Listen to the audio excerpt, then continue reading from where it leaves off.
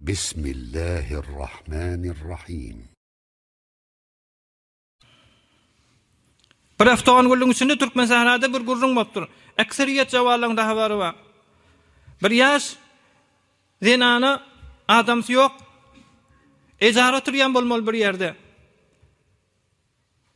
Etimek, tuýmek, bazatlara arzu. Hatta çöregimiz neskal ýasypdyr. Çörek neskal bolmaly musulmanlar in heme baý adamlaryň arasynda. Çağalaryny näme etjegini bilmäni, ejaram da bar, öýde ýok başynda. Bir ejara oturýan bolmaly, ejaram palançy milyon bolýar diýip, palançy milyon ýanny bir 3-4 milyon ha. Üç akamda 2 nefer bolup boýnalan bol meblag, 4 bolup boýnalan bol meblag. Bir baýyň ýany barypdyr, türkmen baýyň. Men şeýle ejaram gassapdy. Çağalamyň çöregini gaýgy neske çöreg alýas. Sen bir himayet etsen hatta gal men şu ejaran dagdagasyndan halas bolaýyn diýenni agzy gyşarmaly musulmanlar näme diýipdir? Zenak çağırtdyr musulmanlar. O imanly ýaş zenany da kullu zindigi, kullu dünýä kellesinde garap bolup 2 gün sonra 2 gün geçip geçmeke hotgoşy ýetdi diýýär musulmanlar. Han musulmanyň gaýraty. Ana wa kafilul yetimi fil cenneti kahatayni. Peygamber bilen bile ýaşajakam sen. Dünýäke äpber gitmeley musulmanlar. Ben desen bedişe batyrlyk etme. Alynda goýarlar ol gün bu işi. Nefse üýme, şeytan raýyna gitme, hijalata goýar ol gün bu işi. Kıyametde Peygamberimiz Aleyhissalatu vesselam'ın ýanyna näme diýjeksen ey musulman dogally? Bu dünýäde menem diýerler. Jebir elini halk üstüne goýarlar. Bir ot bolar, yetim malyn iýerler. Russiýa şermende bolar ýarallar ey musulmanlar. Biz rehem gidip barýar ýüregimizden. Bir saga dünýeden geçdi, öňçe şoň aýandasyny gaýgatmel. Näke öz zindigin kem boldy, maňa bir hyzmet etýän zenane gerek. O hyzmet etýän zenane geldi, men şoň hyzmetkary boldum ki, çağamy berdim şondan çyrym. Çağamy beremek imanymdan da şalyp barýan. Peygamberimiz Aleyhissalatu vesselam 53 ýaşanda Mekke-i Mükerreme'den Medine-i Munawwara hicret etdi. Mekke-i Mükerreme'den Medine-i Munawwara hicret edenne Peygamberin ýanyna bir näçe sahabalar var, şoňa näme diýerler? Muhaciriller diýerler. Gucak açyp Peygamberimizden himayet eden sahabalar var, Medine'ň mugimleri. Oňa näme diýerler? Ensarlar diýerler. Peygamberimiz Mekke-i Mükerreme'den Medine-i Munawwara hicret edenne kafirlaryň arasynda bir gurrun bolupdyr. Biz Muhammedi we ýanyna alyp gelen adamlary we şondan himayet eden adamlaryň hemmesini telesme etdik. Indi demeýlek urwap bermer diýipdirler. Jadu etdik. Bulardan indi musulman dünýäge gelmer diýipdirler. Şonda bir näçe wagt dagdaga düşüpdir Medine-i Munawwarada. Hazreti Abdullah ibn Zubayr diýen sahaba Peygamberimiz Aleyhissalatu vesselam Mekke-i Mükerreme'den Medine-i Munawwara hicret edenden sonra evvelin sahabe-i ki muhacirlerden dünýäge gelen ve Hazreti Numan ibn Beşir diýen sahaba Medineli sahabalardan awal muqime Medine'de ýaşaýarlardan evvelin ensarlaryň çağalaryndan Hazreti Numan ibn Beşir diýen sahaba dünýäge gelýär. Hoşluk bolýar. Hazreti Numan'ın dädesi beter hoş bolan soň ensarlaryň arasynda bir ulukon nigarany narahaty aýryldy diýip şoňa ezafarak mal beripdir. Zinanasy takwa bolan soň diýipdir, sen ezafarak berdin beýleki çağalaňdan. Gideyl Peygamber sen edişiňe şahit bolsa, men şahit bolýan, sen edýän işiň dogur şeriýete mutabyk diýip aýtsa, şonda men kabul etdir. Peygamberimiz Aleyhissalatu vesselam'ın ýanyna baranda Peygamberimiz näme diýipdir şoňa? Beýleki çağalaň barmy? Hawa. Şoňa da sen ýal ezafarak berdinmi? Ýok. Ondan menden başgany şahit tutun. Fe inni la ashhadu ala jawrin. Çon men zulma şahit bolmaýan diýipdir Peygamberimiz. Kimi şahit tutsaň tut sen diýipdir. Ey musulmanlar, şuhy görüň däl şola. Bir taraftan zinanalan dagdagasy bir mesuliyetligi bir teverrumyň arasynda gawmy biziň zinanalarymyz awary bolsa yetimlemiz.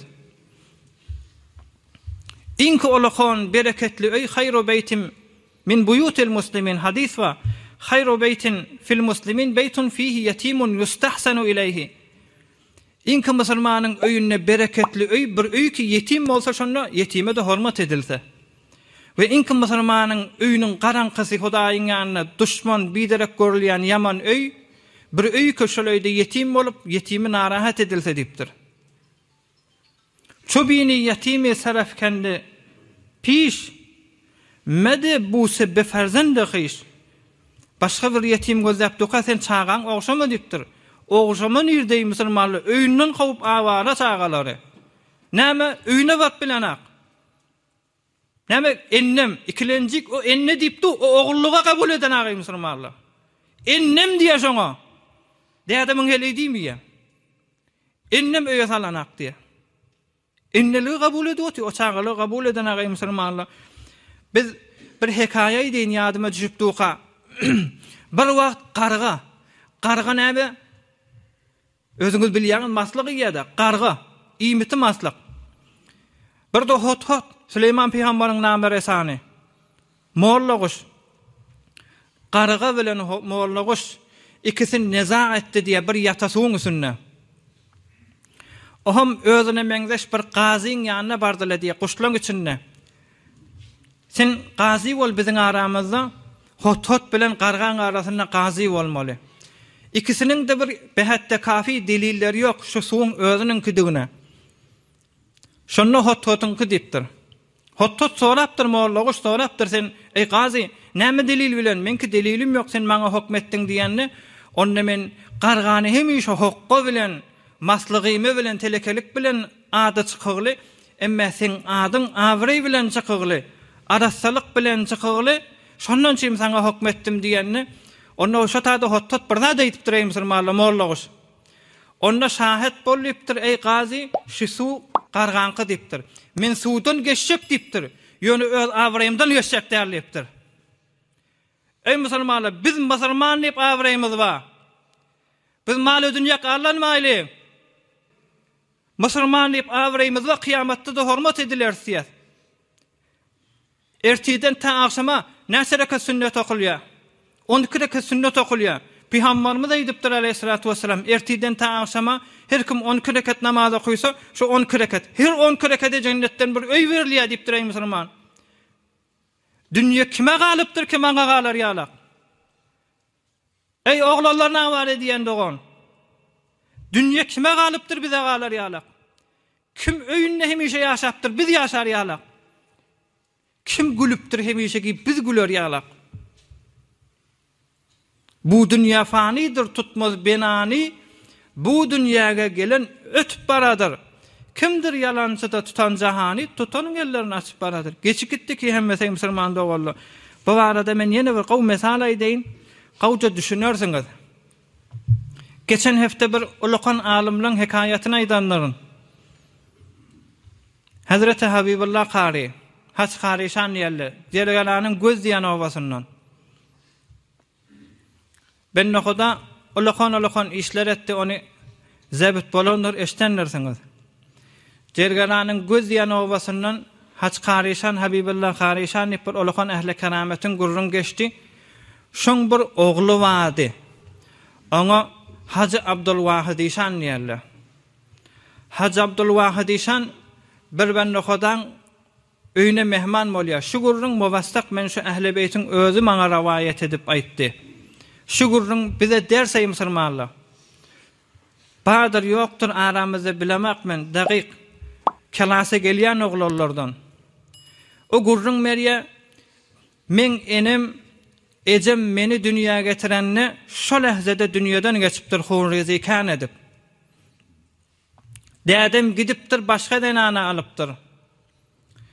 O denana meni 3 ýyl saklap 3 ýyldan soňra o da dünýeden geçipdir. Ýöne şu 3 ýyl men saklan ejem şondan bir gurrun aýdaýyn ahun diýip maňa bir zat aýtdy musulmanlar. Hacı Abdulwahid şan diýen näme? Bir wagt şolaň owasyna mehman bolup gelipdir, ýanky rawaýat etýän miýansal adam. Şoň owasyna mehman bolup gelenni tumul duşdan çodup durla Hacı Abdulwahid şan gelipdir, ziyaret edeýliň diýip. Şonda Hazreti Hacı Abdülvahid işan gelenne bir jawan oglorlaryň biri iňet näpekmiş diýen musulmanlar. Qadimda ulamalara sataşak bolanlar awal ennama halal bolsa duşun täzelerdiler, dehret kılardılar. Şon bu Hudaýyň ýanyna erzeşi bar, şoňa sataşak diýip. Halat Nebi Aleyhisselam'a giderlerine Hıdır dennana suwa düşerdiler. Kewşli gitmerdiler. Peygamberin ziyaretine barýan diýip. Hacı Abdülvahid işany ýanky jawan oglun iki ben nohuda iýinin halallamana ýetişmändir şo baranny gulajagyna diýipdir. Ogul bir günlük suw tapmadymmy defäňden goýmana diýipdir. Şu Hazreti Hacı Abdülvahid işan ýanky miýan sal ben nohudan owasyna gelenni görüpdir ýankyň özi 1 ýaşynda ýa 2 ýaşynda bolmaly känel. Şonu 3 ýyl saklapdyr herne.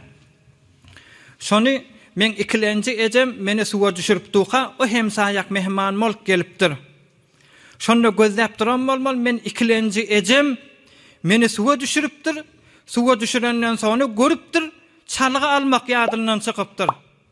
Şonu çağam üşüýänbasyň niýakamda konanyň ewetewine ennamyň surakamda gojagyna alyp öýe salypdyr. Şonda Hacı Abdülvahid işan aglap aýtdy diýe cennetidir inşallah şu zanana diýdi. Näzirde cenneti bolmaly diýip sual edenne näme diýipdir? Onu öz ogluň öz konanyňa suraňa çalgasy gurýan. Başga kişiň çağasyny konanyna surwaty diýdi. Sonra ýaşyllar bolupdyr. 3 ýyl sonra aýrylypdyr da, wagt geçmändir. Sonra görüpdirler her peňşembe gece şoň gabry ýanýa diýip musulmanlar. Näme bilen ýetdi şo?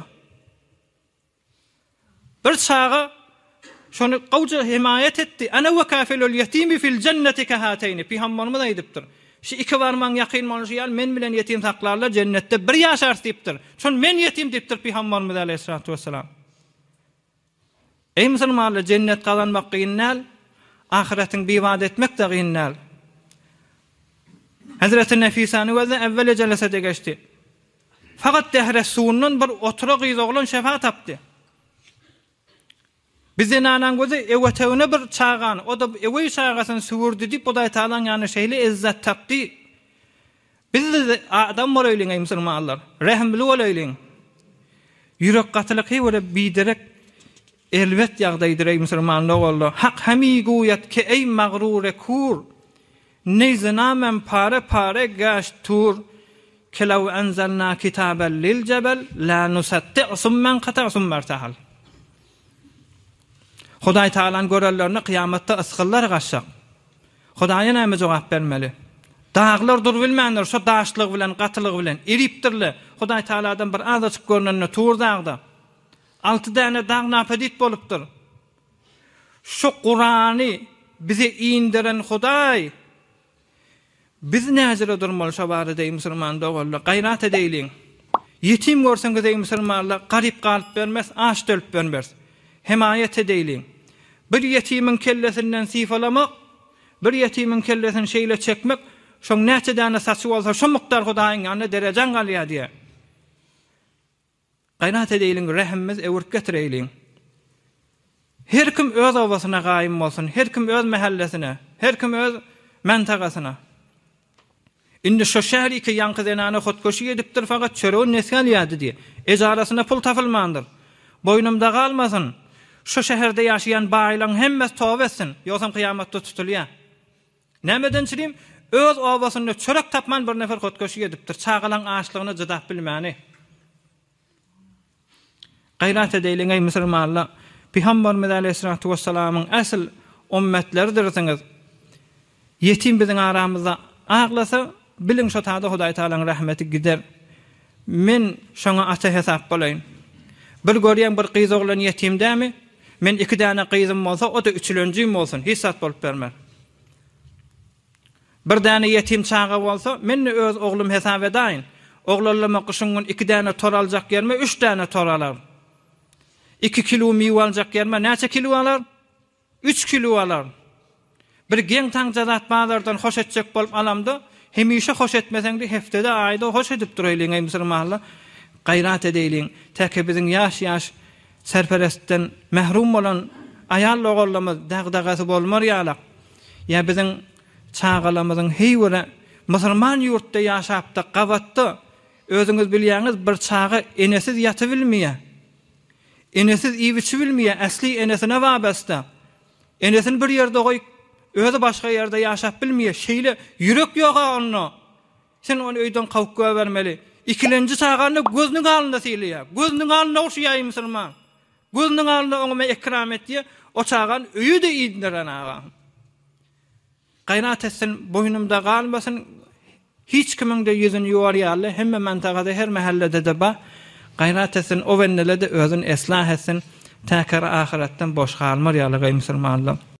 برای مشاهده ویدیوهای بیشتر و کانال یوتیوب سخنرانی های علمای ترکمن سر بزنید، مشترک بشید و منتشر کنید، اجر ببرید.